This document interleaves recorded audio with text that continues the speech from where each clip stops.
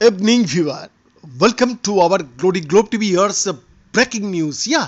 Russia on Monday, April 15, raised concerns over the escalation of tensions in the Middle East after Iran launched an unprecedented attack against Israel on Saturday, April 13.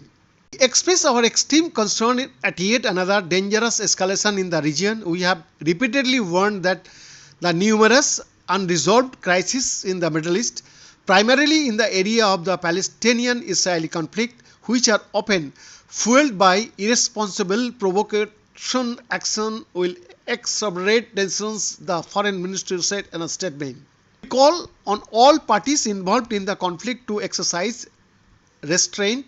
We believe it is important for the constructively minded international players to contribute to this effort, the statement added.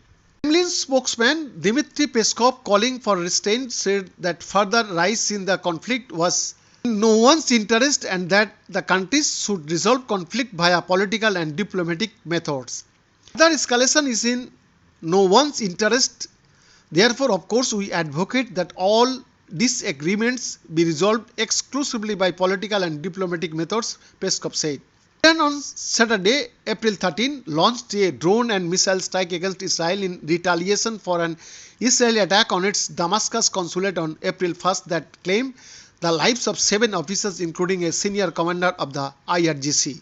United Kingdom rebuffed Iran's claims that Tehran notified in advance before launching missile and drone attacks against Israel.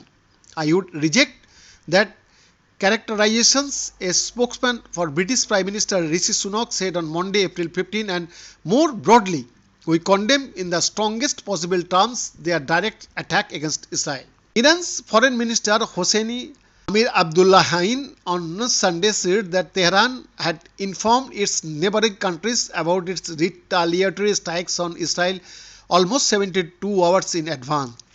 About 72 hours prior to our operations, we informed our friends and neighbors in the region that Iran's response against Israel was certain, legitimate, and for the sake of our Iranian people, Amir Abdullahian said a press briefing. Meanwhile, British Foreign Secretary David Cameron urged Israel not to launch any retaliatory offensive against Iran, stating that Tel Aviv should think with head as well as heart, as Tehran's strike was a near total failure.